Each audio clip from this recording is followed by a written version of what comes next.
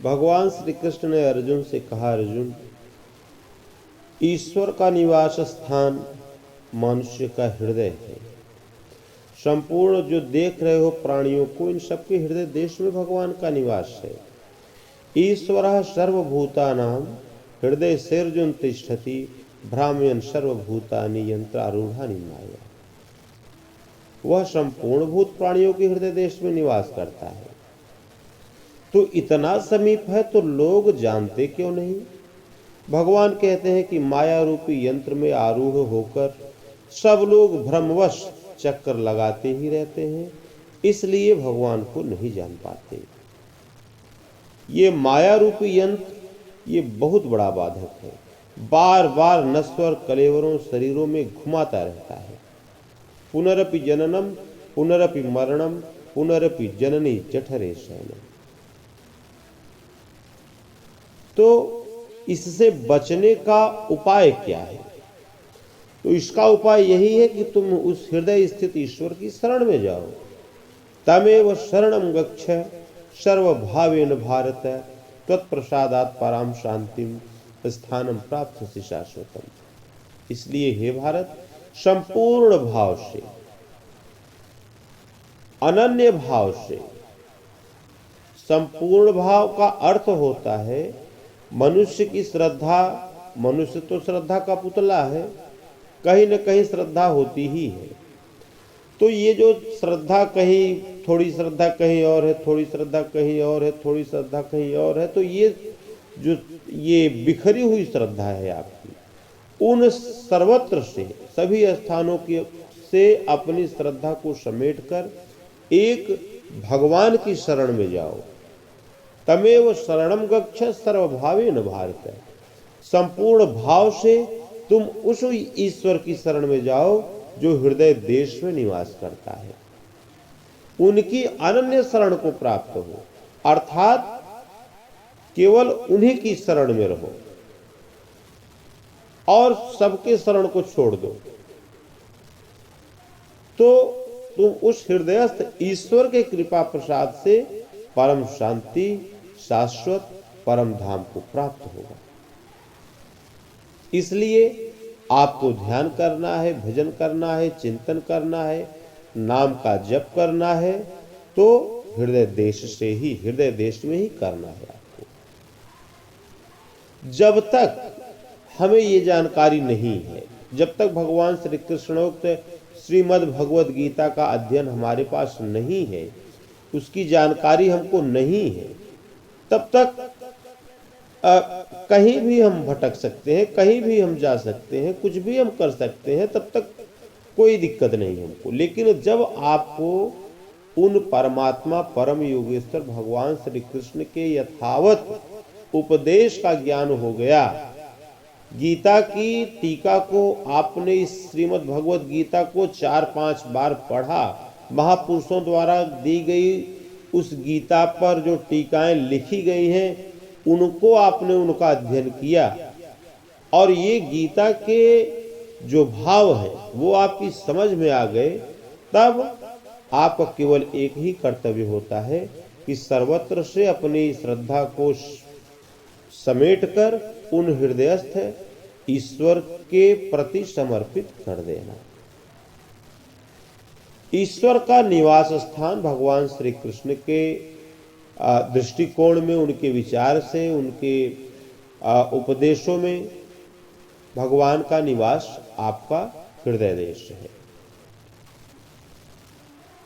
भगवान श्री कृष्ण कहते हैं कि अर्जुन इति ते ज्ञानमाख्यातम गुह्यात् गुह्यतरम मया विमृश्यैत दशेषेण यथेच्छसि तथा कुरु। इस प्रकार बस इतना ही, गोपनीय से भी अति गोपनीय ज्ञान मैंने तेरे लिए कहा है।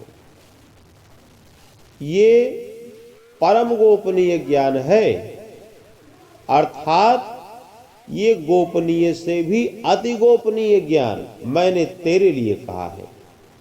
इसलिए तू संपूर्ण रूप से पहले विचार कर ले कि मैं जो कह रहा हूं वो सत्य है अथवा मिथ्या है।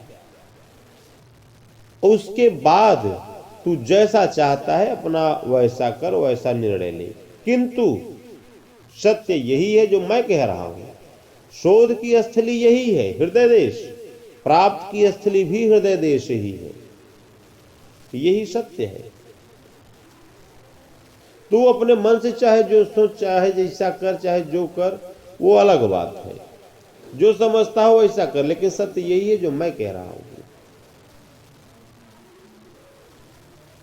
परंतु सामने एक नया प्रश्न आपके है कि ईश्वर हृदय में है, परंतु वो दिखाई नहीं देता। शल्य वो जो चिकित्सक हैं, वो हमको लगता है 2-4 ऑपरेशन तो प्रतिदिन करते हैं, हार्ट का और पता नहीं कौन कौन सा। लेकिन ईश्वर को हमको नहीं लगता किसी डॉक्टरों ने अभी तक देखा होगा। तो उसको छोड़ो, भगवान के उपाय को पकड़ो।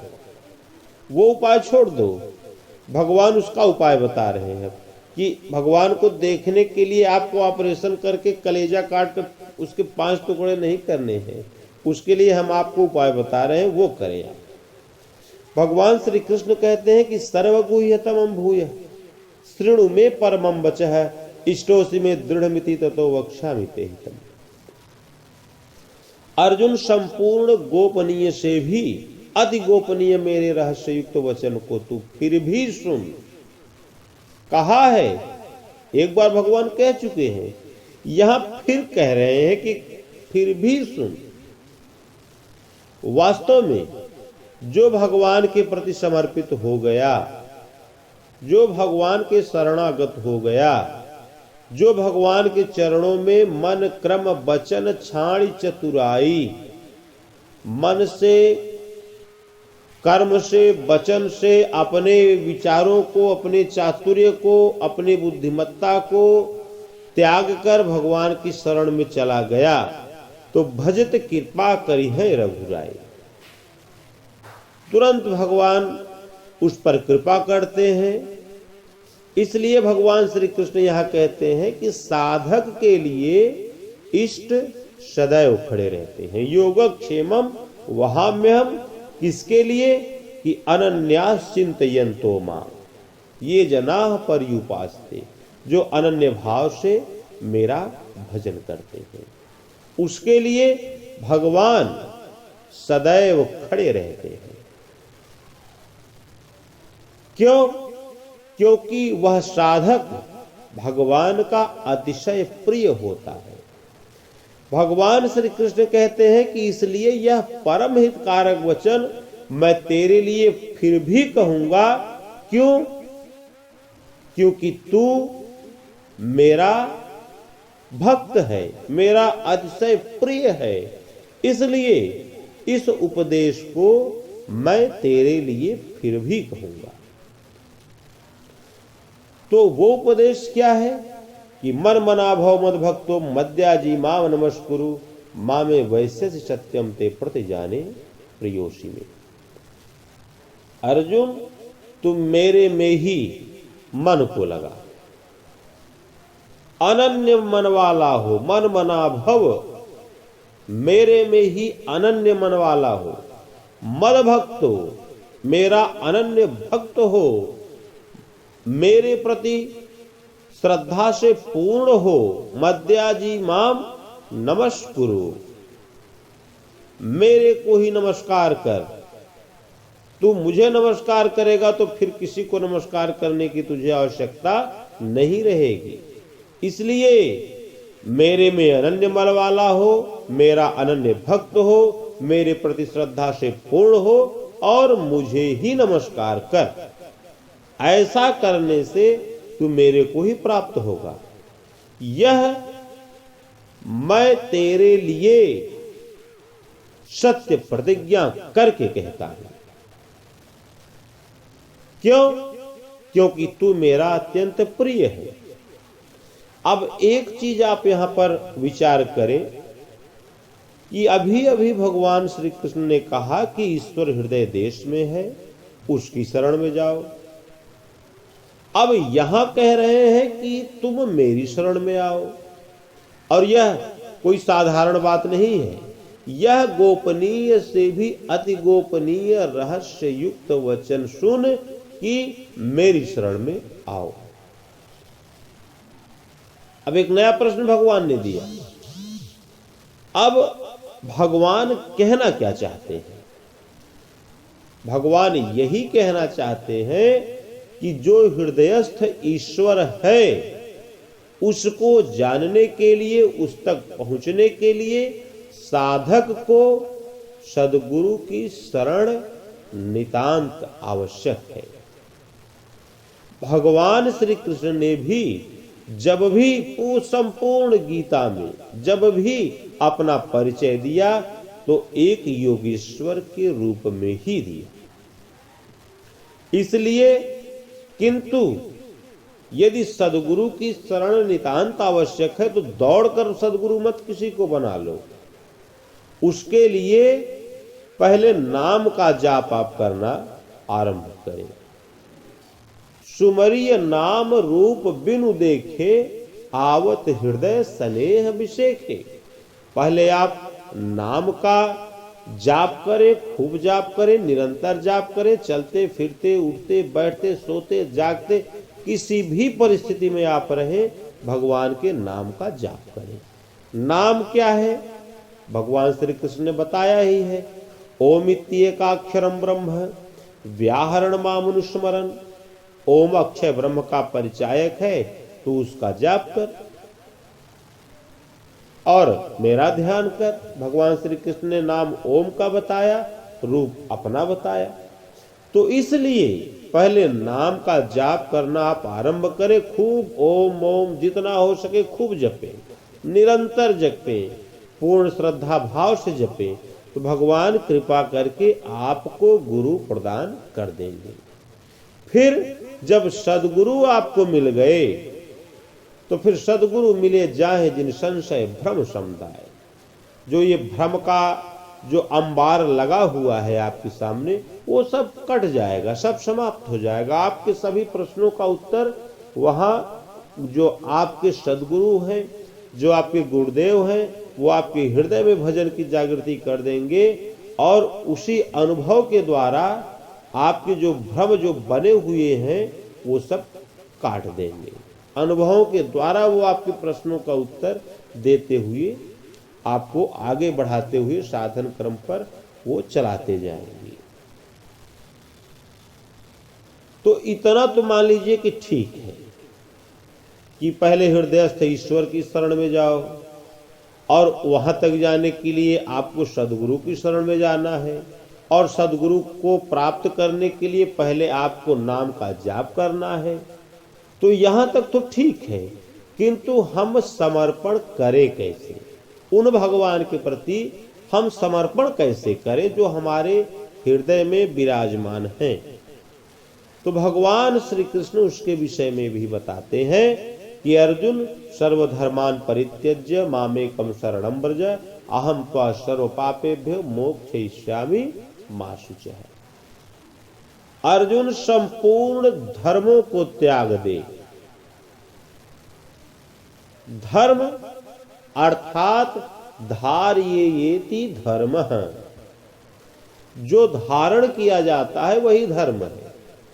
तो आजकल क्या परंपरा है, हमने शरीर पर कुछ धारण कर लिया तो लोग उसे धर्म मानते हैं।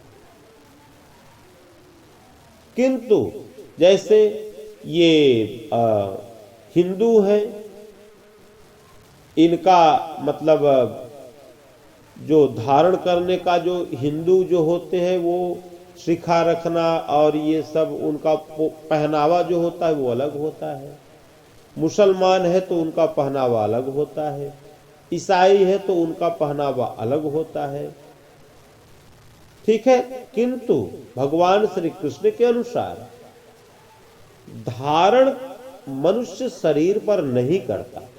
शरीर वासांस जीर्णानि यथा विहाय नवानि गृह्णाति नरोपराणि तथा शरीराणि विहाय जीर्णानि अन्यानि संयाति नवानि देहि। जैसे मनुष्य वस्त्र कोई है तो वो पुराना होने पर, फट जाने पर उसको फेंक देता है, फिर दूसरा वस्त्र धारण कर देता है। उसी प्रकार यह जीवात्मा जो आपके हृदय देश में है, वो जब आपका शरीर जीर्ण हुआ तो इस शरीर को त्याग कर किसी दूसरे शरीर को धारण कर लेता है। जैसा आपका संस्कार रहेगा उसी ढंग से आपको एक नए शरीर की प्राप्ति हो जाती है। तो इसलिए भगवान श्री कृष्ण कहते हैं कि धारण करना आपको है मन षष्ठानि इंद्रियाणि, मन सहित 6 इंद्रियों को लेकर यह जीवात्मा इस शरीर को त्याग कर दूसरे शरीर में प्रवेश करती है। तो इसलिए शरीर पर आपको कुछ भी धारण करने से कोई न तो लाभ है न तो कोई हानि है। धारण करना है आपको मन मस्तिष्क पर, अपने हृदय में धारण करना है। तो आप धारण करें क्या? यहां भगवान श्री कृष्ण कहते हैं कि अर्जुन संपूर्ण धर्मों को त्याग कर, जो कुछ दिमाग में कूड़ा करकट भरे हुए हैं ना, इस सब को उठाकर फेंक दे बाहर और केवल एक मेरी अनन्य शरण को प्राप्त हो। अर्थात जो कुछ धारण किया है दिमाग में अपने, वो सब निकालकर बाहर फेंक दे और केवल एक मेरी अनन्य शरण को प्राप्त हो। अर्थात केवल मुझे ही धारण कर अपने मन मस्तिष्क में, केवल मन में संकल्प आवे तो मेरे प्रति नाम, भगवान का नाम, भगवान का रूप, भगवान की लीला, भगवान का धाम, बस इसी में आपका ये जो मन सहित इंद्रियां हैं उन सब में भगवान ही प्रवाहित रहे। मन सहित इंद्रियों में आपको धारण करना है, जो भी धारण करना है उसमें चाहे आप भगवान के स्वरूप को धारण करें, भगवान के नाम को धारण करें, भगवान की कृपा को आप प्राप्त करें, चाहे माया को धारण करें। धारण करना है आपको अपने मन मस्तिष्क पर। तो इसलिए भगवान कहते हैं कि जो कुछ भी दिमाग में सब बाहर हटा और केवल एक मुझे अपने मन मस्तिष्क में धारण कर ले, और उसके बाद मैं तुझे संपूर्ण पापों से मुक्त कर दूंगा, तू शोक मत कर। जहां भगवान ने आपके मन सहित इंद्रियों में, आपके हृदय देश में जहां भगवान का अवतरण हुआ, भगवान का वास हुआ, जहां आपने भगवान को धारण किया, तो आप कितने भी बड़े पाप आपको लगे हों, भगवान कहते हैं मैं उसे संपूर्ण पापों से तुरंत ही मुक्त कर दूंगा। इसी को श्री रामचरितमानस में कहते हैं कि सन्मुख जीव होई मोहि जबहि, जन्म कोट अघनाशम कबहि। जीव मेरे सन्मुख हो भर जाए तो उसके करोड़ करोड़ जन्मों का पाप मैं तत्काल ही नष्ट कर देता हूं। तो इसलिए सिवाय भगवान के अन्य किसी को न देखना, यही सर्वोपरि समर्पण का माध्यम है, सर्वोपरि समर्पण का तरीका है भगवान श्री कृष्ण के शब्दों में। भगवान कहते हैं जो सब कुछ त्याग कर मुझे धारण कर लेता है उसके पूरे योगक्षेमम वहाम्य है, उसके उत्थान तथा पूर्ण पापों से निवृत्ति, जो जिसे मोक्ष कहा जाता है, वो उस सब की जिम्मेदारी मैं स्वयं अपने हाथों में ले लेता हूं। किंतु ये मेरा उपदेश केवल उन्हीं के लिए है जिनमें श्रद्धा हो। श्रद्धावान लभते ज्ञानम, जो श्रद्धावान है, ये मेरा उपदेश केवल उन्हीं के लिए है। अब भगवान श्री कृष्ण बताते हैं कि ये जो उपदेश मैंने कहा इसके अधिकारी कौन है, इसके पात्र कौन है। क्यों? क्योंकि हमारे परम पूज्य परमहंस जी महाराज जी कहा करते थे अनुसुईया के कि हो कुपात्र को दान देने से दाता नष्ट हो जाता है।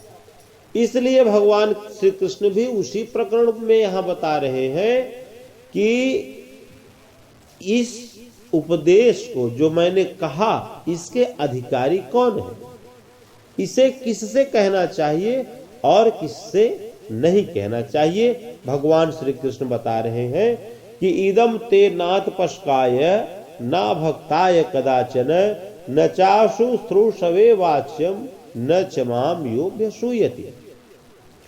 अर्जुन, इस प्रकार तेरे हित के लिए कहे इस गीता के उपदेश को किसी काल में किसी समय में न तो तप रहित मनुष्य के प्रति कहना चाहिए, न भक्ति रहित के प्रति कहना चाहिए, न बिना सुनने की इच्छा वाले के प्रति कहना चाहिए, और जो मेरी निंदा करता है कि यह दोष है वह दोष है, इस प्रकार मेरी आलोचना जो करता है उसके प्रति भी नहीं कहना चाहिए।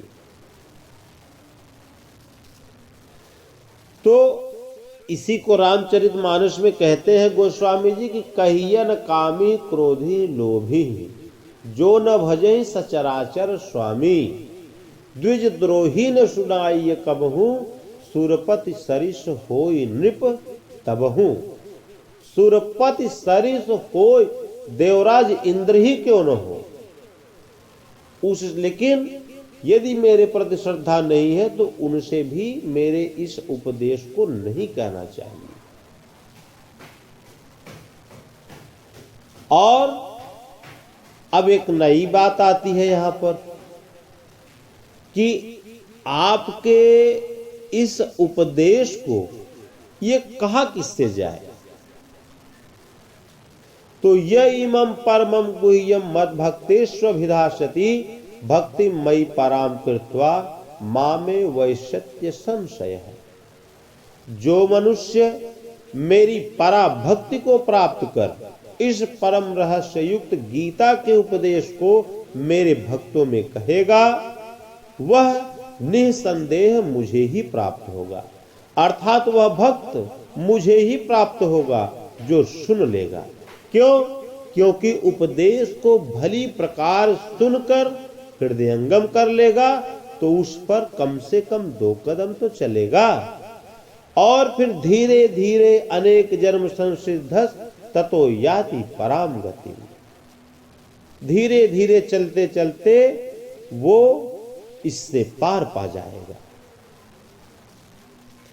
अब उस उपदेशकर्ता के लिए कहते हैं कि जो भक्तों में ये उपदेश भगवान श्री कृष्ण का उपदेश जो करता है उस उपदेशकर्ता के लिए भगवान श्री कृष्ण बताते हैं कि न च तस्मान मनुष्येषु कश्चिन में प्रिय कृतमः भविता न च में तस्माद अन्य प्रियतरो भूय। न तो उससे बढ़कर मेरा अतिशय प्रिय कार्य करने वाला मनुष्यों में कोई है और न उससे बढ़कर मेरा अत्यंत प्यारा पृथ्वी में दूसरा कोई होगा। किससे? जो मेरे भक्तों में मेरा उपदेश करेगा, मेरे भक्तों को उधर उस पथ पर चलाएगा, मेरे मार्ग पर वो आगे बढ़ाएगा, मेरे प्रति उसकी श्रद्धा को बढ़ाएगा, मैंने जो साधन पथ बताया उस पर अग्रसर करेगा, श्वास प्रश्वास का जप जो मैंने बताया उसका उपदेश करेगा, नाम का जप जो मैंने बताया उसका उपदेश करेगा। तो